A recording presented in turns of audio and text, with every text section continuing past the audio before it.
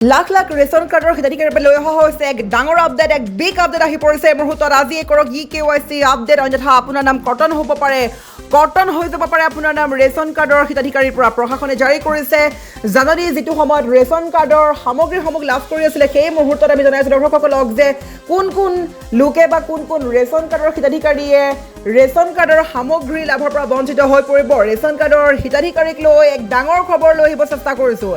NFSA হিতাধিকাৰী তালিকাৰ পৰা কটন হ'ব পাৰে আপোনাৰ নাম। যিবোৰ NFSA হিতাধিকাৰী তেওঁলোকৰ তালিকাৰ পৰা আপোনাৰ নাম কটন হৈ যাব পাৰে। চৰকাৰে জাৰি কৰিছে জৰুৰী জাননী, আজিয়ে যাব লাগিব আপুনি সুলভ মূল্যৰ দোকানলৈ, সম্পূৰ্ণ কৰিব লাগিব আপোনাৰ KYC কাম, অন্যথা হিতাধিকাৰী তালিকাৰ পৰা আপোনাৰ নাম কটন কৰি দিয়া হ'ব পাৰে। সকলো হিতাধিকাৰীয়ে কৰিব লাগিব KYCৰ আপডেট। সৰ্বোচ্চ ন্যায়ালয়ৰ নিৰ্দেশনা অনুসৰি জাৰি কৰা হৈছে জাননী। সকলোৱে চৰকাৰে জাৰি কৰা এই নিয়ম অনুসৰি সকলোৱে KYC আপডেট কৰিব লাগিব। আজি যাব লাগিব সুলভ মূল্যৰ দোকানলৈ, হয়তো আপোনাৰ নাম কটন হৈ যাব পাৰে। আমি বাৰে বাৰে কৈছোঁ যি NFSA যিখন তালিকা বা যিখন হিতাধিকাৰী তালিকা তাৰ পৰা আপোনাৰ নাম কটন কৰি দিয়া হ'ব পাৰে যদি আপুনি KYC কাম সম্পূৰ্ণ নকৰে। অতি শীঘ্ৰে আপুনি KYCৰ কাম সম্পূৰ্ণ কৰক, অন্যথা আপুনি বিভিন্ন সুবিধাৰ পৰা বঞ্চিত হ'বলগীয়া হ'ব পাৰে।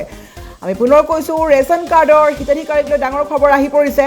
ৰেচন কাৰ্ডৰ হিতাধিকাৰীয়ে যদি এতিয়াও KYC কাম সম্পূৰ্ণ কৰা নাই, সেইসকল হিতাধিকাৰীৰ নাম কটন হ'বলৈ গৈ আছে। NFSA তালিকাৰ পৰা কটন কৰি দিয়া হ'ব হিতাধিকাৰীৰ নাম। সেইবাবে প্ৰত্যেকগৰাকী লোকে শীঘ্ৰেই কৰক KYC আপডেট, আৰু লগতে সকলোৱে যিবোৰ কৰিবলৈ কামবিলাক আছে সেই কামখিনি সম্পূৰ্ণ কৰক, অন্যথা NFSA তালিকাৰ পৰা বা হিতাধিকাৰী তালিকাৰ পৰা আপোনাৰ নাম কটন কৰি দিয়া লগা হ'ব পাৰে। সেইবাবে খবৰ গুৰুত্ব সহকাৰে লওক। NFSA হিতাধিকাৰী তালিকাৰ পৰা আপোনাৰ নাম কটন হৈ যাব পাৰে। চৰকাৰে জাৰি কৰিছে জৰুৰী জাননী।